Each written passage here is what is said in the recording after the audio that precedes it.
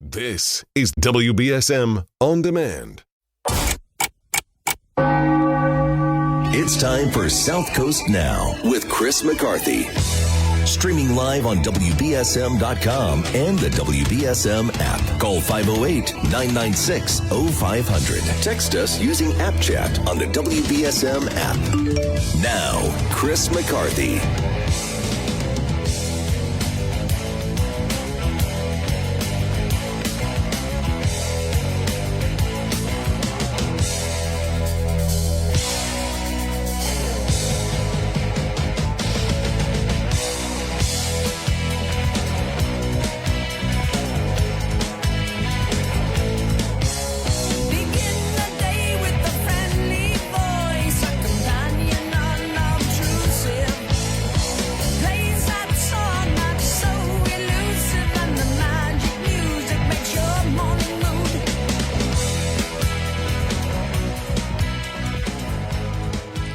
Good morning.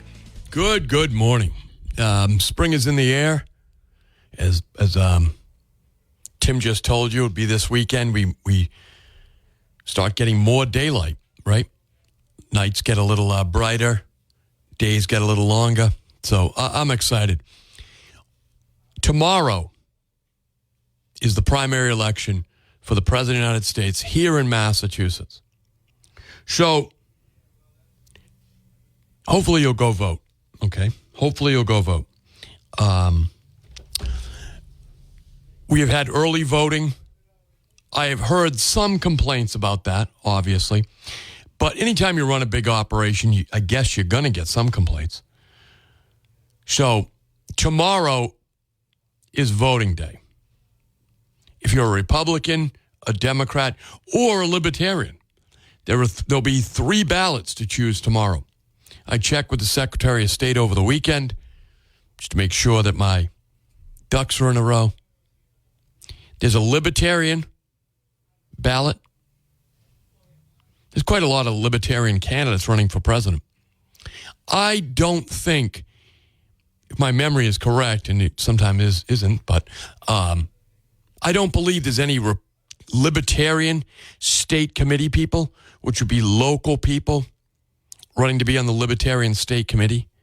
I don't believe there'll be any on that ballot, but if you pull that Libertarian ballot, and there are, it might even be you, I'd love to hear from you. So when you go to the polls tomorrow, that's everybody. Fairhaven, Mattapoisett, New Bedford, Dartmouth, Freetown, Acushnet, Rochester, Wareham, all of you. When you go to the polls tomorrow, you will either be given a ballot for the party you're registered in, right? So if you're a Democrat, you'll be voting in the Democrat primary. Republican, Republican primary. If you're unenrolled, you'll have a choice to make. Now, you folks are the jump ball. You are going to be the really important people tomorrow. Now, you Republicans are important, you Democrats are important, you Libertarians are even important. But if you're an unenrolled voter, so I guess if you're unenrolled, you could actually take the Libertarian ballot. So you'd go in and say, I want the Libertarian ballot, or I want the Republican ballot, or the Democrat ballot. Now, why is it important? Let me explain this to you. In addition to the President of the United States for your particular party, so if you're taking the Democrat ballot, you will see Dean Phillips. He's an elected member of the House of Representatives from Minnesota. Dean Phillips is his name. And also President Joe Biden. Okay? That's if you take the Democrat ballot tomorrow, you'll have an opportunity to pick either Dean Phillips, member of the House of Representatives, pretty successful guy in the private sector. I don't know how successful he's going to be in his presidential campaign, but that'll be up to you tomorrow.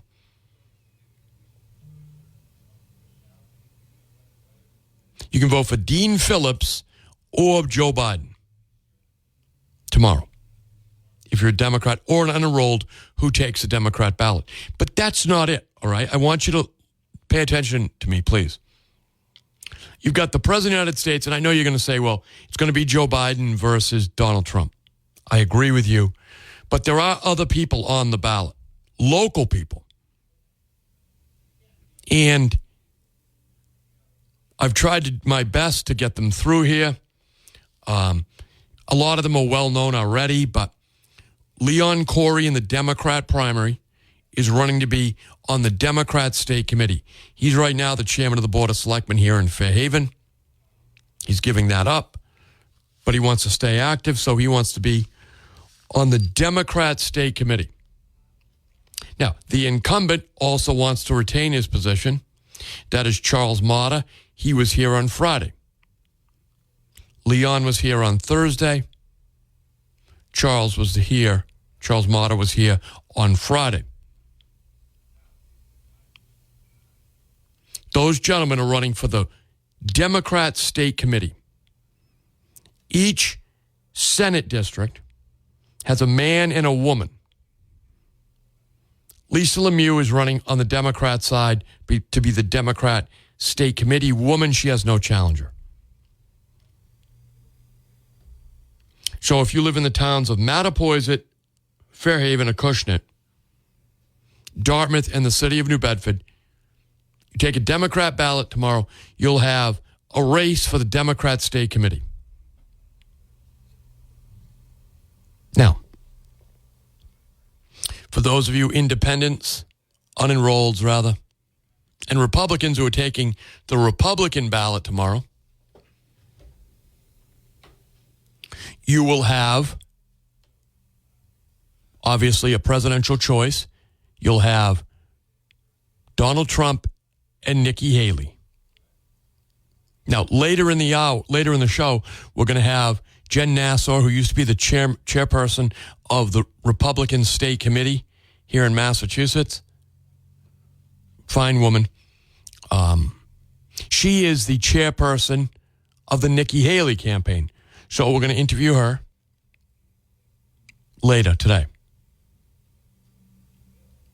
So tomorrow, you've got a choice between Nikki Haley and Donald Trump. Now, there'll be other names on the ballot, but there's nobody else left. That's it. It's Donald Trump or Nikki Haley. I guess, you can vote for anybody you want. If you see a name on there you like, for whatever reason, you give them a vote, obviously. It's your right. But I'm just saying, the contest is between Nikki Haley and Donald Trump, and you know that. But that's not it. We have local people on the ballot. This is the reason you want to go out. Much like the Democrats have a local race,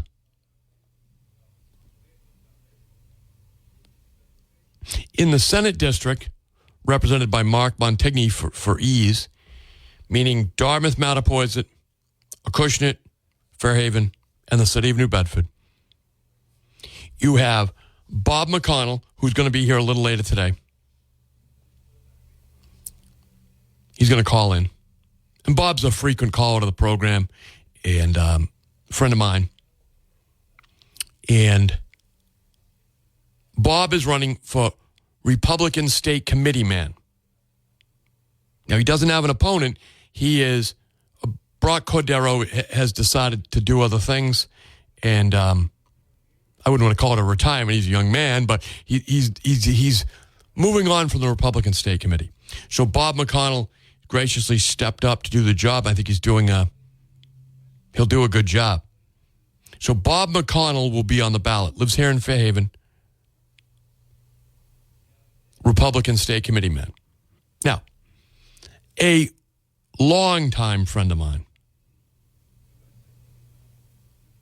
is running to be the state committee woman. So that's the other reason I really want you to go vote tomorrow. Go vote for my friend Joanne Hodgson. The better half of Tom Hodgson, all right? Joanne Hodgson has been a tremendous friend to me.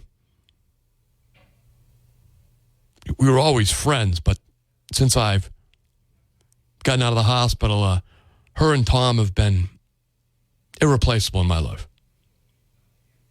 So, if that means anything to you, go out and vote for Joanne Hodgson tomorrow for Republican State Committee woman. That Republican State Committee has been a bit of a shambles. So they could use a stabilizing force like Joanne. She'll do a wonderful job representing this area. So make sure you go out tomorrow. If you live in Mattapoisett, Fairhaven, City of New Bedford, Dartmouth, and Acushnet, and vote for Joanne Hodgson for the Republican State Committee seat, woman's seat, okay? So that is why you want to go out tomorrow and vote. Maybe you want to vote for Nikki Haley. Maybe you want to vote for Donald Trump. But there are local people on the ballot. Maybe you want to go out and vote for Joe Biden. Maybe you want to go out and vote for Dean Phillips. There are local people on the ballot as well. By the way, also are elections for your Republican and Democrat city and town committees. They're on the ballot as well. So you'll see a lot of your friends and neighbors, and you'll suddenly realize, wow, you're an active Democrat. You're on the Democrat City Committee, or you're an active Republican. You're on the Republican Town Committee. So there are active town committees in Dartmouth, Fairhaven, Mattapoisett. Now, I feel like I'm just concentrating on Lower Bristol County, but in Plymouth County, which is Mattapoisett, but Plymouth County, Wareham, Plymouth, Carver, Middleborough, Lakeville, Rochester, you have all those same races. Local people on the ballot. So it's worth your time to go out. That way, when you're in the coffee shop or having breakfast next Sunday or see him at church, you go, hey, I voted for you, you know? And look, I got to tell you something. That's a pretty good feeling. When someone tells you they voted for you, and when you get the opportunity to tell someone, hey, I voted for you. So, look, you don't get that chance very often, but there'll be a lot of local people on the ballot for the town committees, Democrat and Republican, city committee, Republican, Democrat. And you'll recognize those names. And for those of you out there who operate on spite, have an engine driven by spite, you can also vote against one of your neighbors. And when you see him, you can just snicker and think, hey, I didn't vote for you. I voted for the other guy, right? Whatever I can do to get you to the polls is what I'm saying. You've got a lot of opportunities. So go tomorrow. Now, here's the other thing. I hate to curse it, but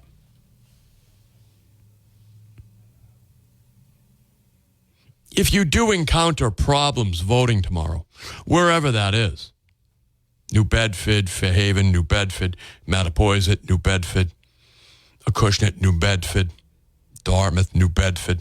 If you encounter any problems voting tomorrow, make sure that you call me at 508-996-0500 or Barry, same number, because we're going to be on top of that.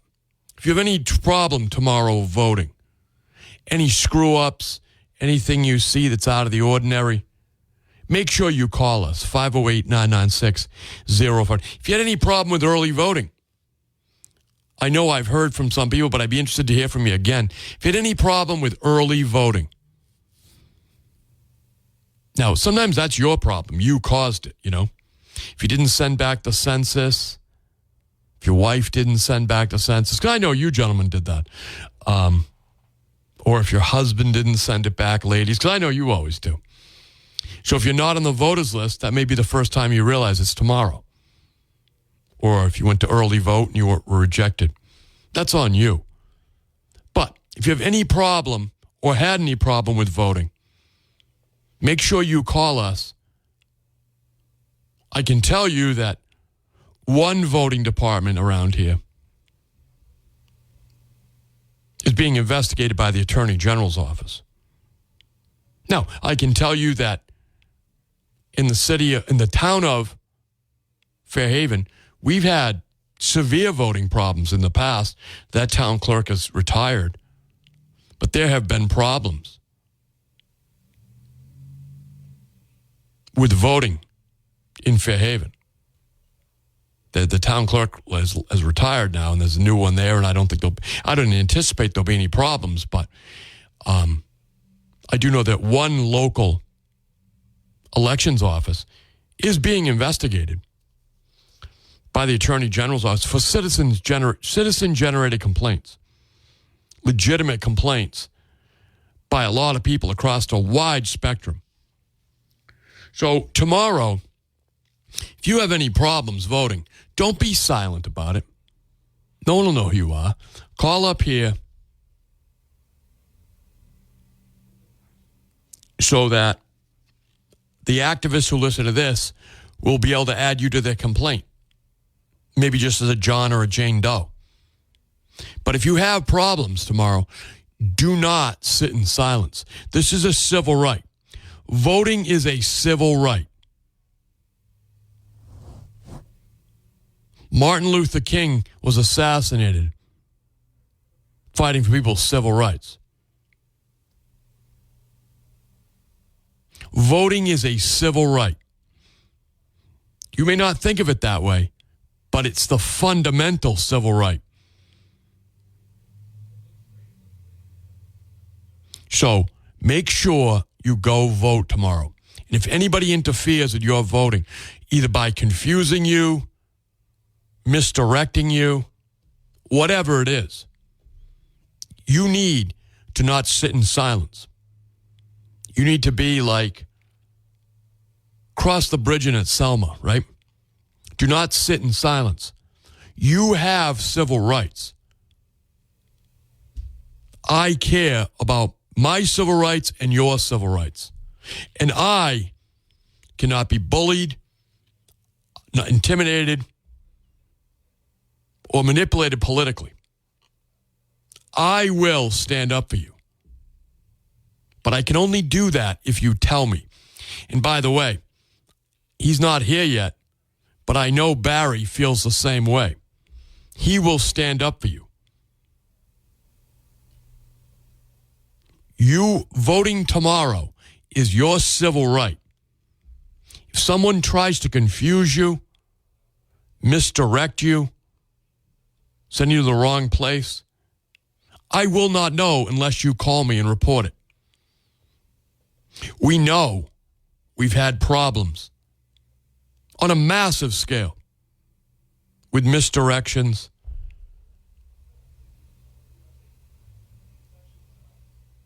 in one of the communities within the range of this station. Remember, these are your civil rights. You have to stand up for yourself. I can't help you if I don't know about it. And I know that there are other people out there who are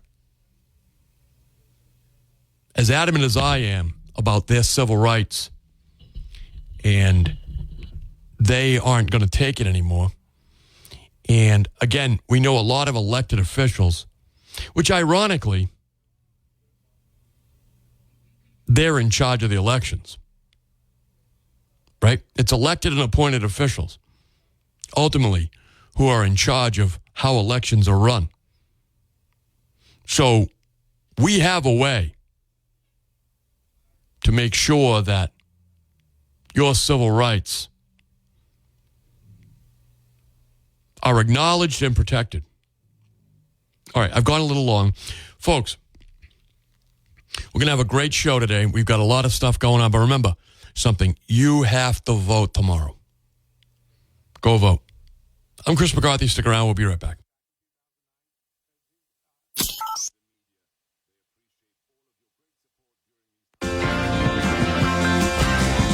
Spread out now, Rosie, doctor, come cut loose her mama's reins. You know, playing blind man's love is a little baby's game. You pick up little dynamite, I'm gonna pick up little gun.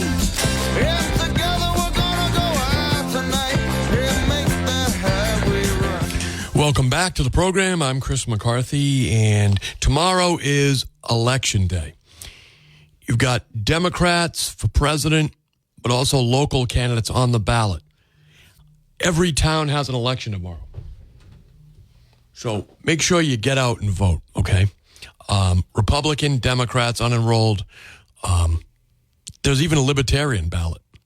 So there's a lot of things to vote on, obviously. These are the primaries, right? These are the primaries. So yesterday, Donald Trump had a big rally here in Massachusetts. His campaign team did, led by Tom Hodgson. They caravanned up to Boston, drove around. It was really a big turnout, really a big turnout. In fact, I put it, one of the members, one of the people who was involved, had a write-up on it,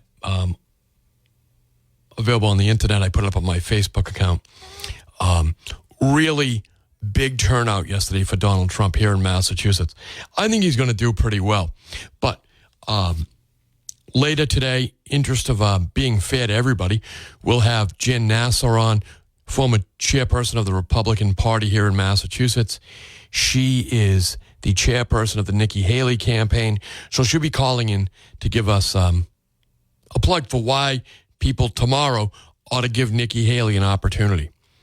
So that'll be pretty interesting later today. And we'll have Bob McConnell, who's running for the Republican State Committee from the area, on. We've got a competitive race in the Democrat State Committee side. So we've had Leon Corey on here Thursday, Charles Mata on here. So look, folks, Democrat, Republican, there's a lot of reasons to go out to vote tomorrow. And that's everywhere. New Bedford, Fairhaven, Dartmouth, Acushnet, Freetown, everywhere. Go vote. All right. We've got some people on hold. Good morning. Thank you for holding. Hi, good morning. Good morning. How you doing? I'm doing well. You're on the air. Yeah, okay. I'm calling to find out about the windmills. Is that what they're building down by the waterfront to be transported to other destinations? Yes, sir. Wind turbines, I believe. Yes. So what happens is they put the foundations on the surface of the ocean floor. There's a lot of them out there already.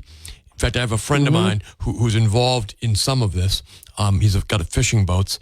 And so he's shown me the radar and things like that. So what they do is they then essentially take these windmills, they assemble them here, and then they bring them out and put them into place. So that's what's going on down the waterfront. Those towers you're looking at? Yeah, and my wife and I, we were just riding around, went by the waterfront, and then she says to me, "Oh, let's go look at what they're building over there." So we went down by where the fish plants are. Yes. And oh wow, I was amazed at the size of those blades that they got there. They are very impressive, right? Yeah, they are. And it brought back a memory, like we were on a flight to Disney World in November. Okay. And a gentleman, well, there was all kinds of hold-ups at the airport. And we were sitting there waiting, her and I were talking, and a young man came and sat next to us. Okay. And my wife started speaking with him. And lo and behold, he works on those oil rigs that they have. Sure. Out in the Gulf of Mexico? Yeah, something like that, like a wind turbine area where they put the turbines down into the ocean and all that stuff. Yes. And he said, "Wow, it's quite a job." Oh yeah. It gets rough out there. But my question is, who would be in charge of all that? And is there a company that's in charge of doing that, or a person? Yes, there are a lot of companies involved. That's Vineyard Wind. Vineyard Wind? Vineyard Wind, yeah. That's the company doing it. Then there's a lot of the, contractors involved in it. But Vineyard Wind, it's Vineyard Wind's project, yes, sir. Oh, it is. Okay. All right. Thank you. Hey, you're welcome, sir. I call it. And Don't be a stranger. Yeah, You too. Have a good day. You too, my friend. Thank you. Yeah, if you haven't seen them, regardless of your opinion of wind, you ought to go take a look at them. They're very impressive, intimidating, actually. So the wind power.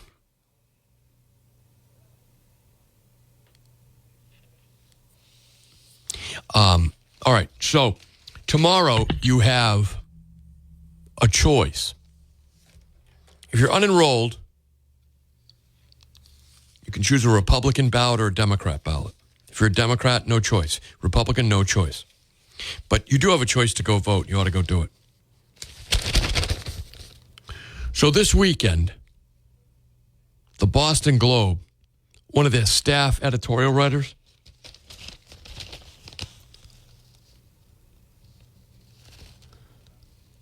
Corinne Hajar, she wrote a very caustic opinion piece about Joe Biden. One, the kind you don't normally see in the Boston Globe, except for letters to the editor. And even that is rare. This is a Globe paid staff person. Here's the headline. If Biden wanted to see the migrant crisis up close, he should have come to Massachusetts. This is Saturday's Boston Globe. Now, look, I'm not going to read the whole opinion piece to you. You can get it online. Although maybe you can't, because I think they do have a paywall. But you might be able to find it. Anyway, I'll give you some highlights. Sometimes late isn't actually better than never. President Biden proved that on Thursday during a visit to the U.S.-Mexico border,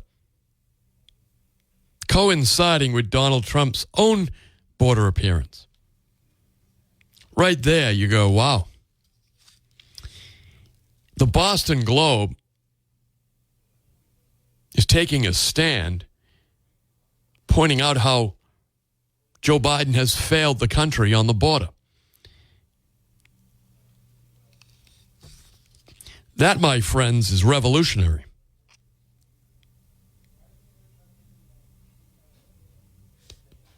Here's the thing. They go on in this paper to talk about the migrant crisis right here in Massachusetts. That's the crux of the article, which is he doesn't have to go to the border. He can see all the migrants he wants right here in Massachusetts, if he bothered to. Now, of course, as they started out, they say, sometimes late is not better than never. And that's Joe Biden. He's extremely late to the migrant crisis, which is not better than never. So it goes into a bunch of stuff. But here's something I think is unique and maybe not something that you previously knew. Remember, I read the Boston Globe, so you don't have to, okay? It said, here's what it says here. Now, again, this is a staff member of the Boston Globe.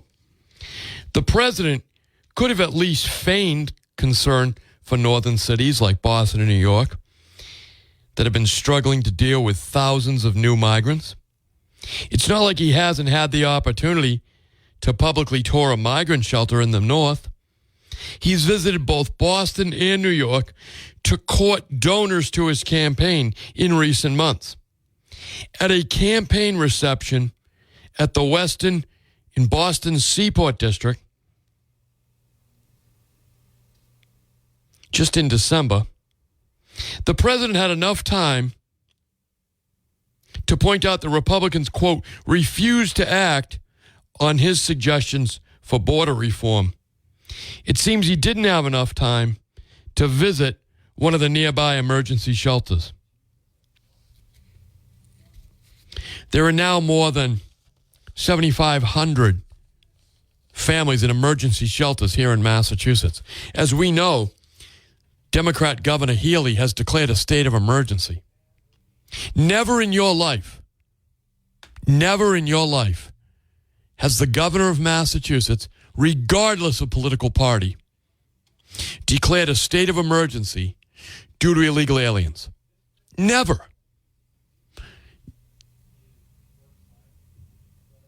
After 8 years of Republicans in the governor's office,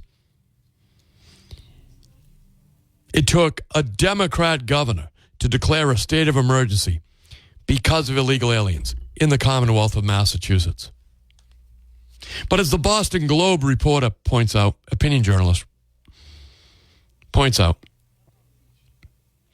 Joe Biden flew into Boston to pick up a bunch of checks from fat cat donors, which is his right. That's how American politics works.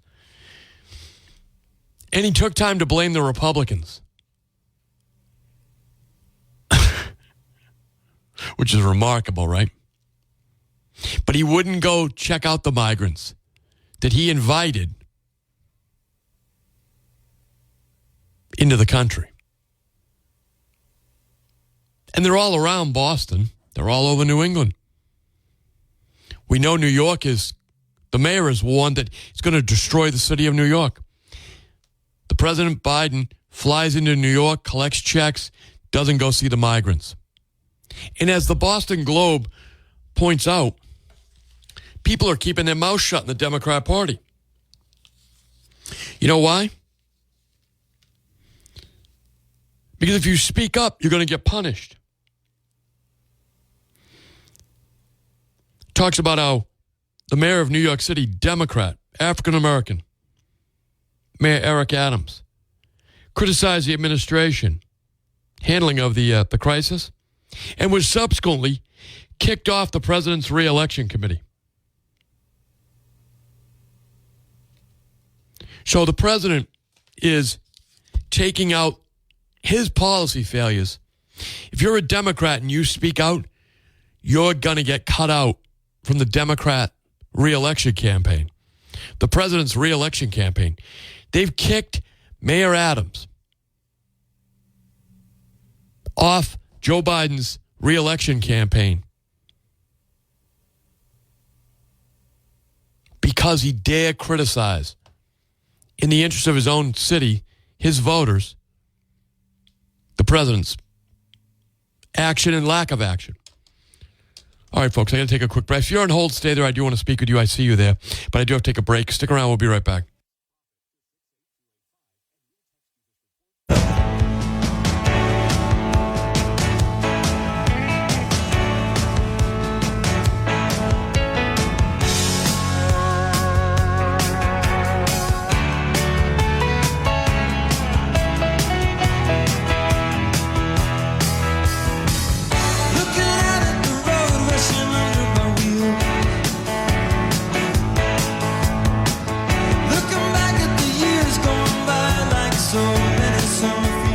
Welcome back to the program. I'm Chris McCarthy. If you want to give me a call, you can, 508-996-0500. Remember, tomorrow is the presidential primary.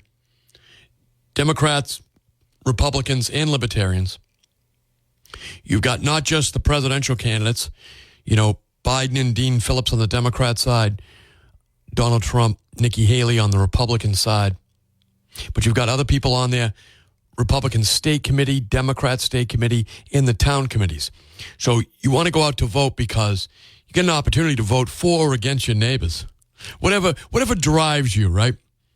You want to encourage somebody or discourage somebody, right? You want to vote against somebody? It's not an illegitimate reason to go to the polls, right? I mean, what do you think Dean Phillips is doing? He's there as an anybody but Biden, right? That's what's happening. Now, remember, again, and I'm going to stress this today and tomorrow, voting is a civil right. If someone tries to confuse you, misdirect you, you may not even realize they're doing that. So you got to be very sensitive. I want you to be very sensitive when you go to vote. If you get any kind of a hassle, a misdirection, confusion, someone tells you that you don't vote here, you vote over there, whatever it is, I need you to take the appropriate action, and then I need you to call this radio station, 508-996-0500. That's Fairhaven, New Bedford, Acushnet, Freetown, Mattapoisett, Dartmouth, wherever you run into a hassle, a confusing situation, a misdirection, anything that interferes with your civil rights. You need not to sit quiet about it. You need to call me or call Barry if I'm not here. Okay? If you are having your civil rights violated, you need to tell somebody about it. See something, say something.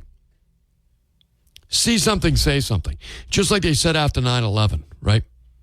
We've had some 9/11-like experiences around here. Some of the horror stories I've heard about voting, confusion, interference with civil rights. And if you'd like to call 508-996-0500 to tell me about any problems you've had in the past or to encourage other people to be on watch for their civil rights, I'm happy to hear from you. Again, I think we have to operate here as a team. I can't report it if you don't tell me about it.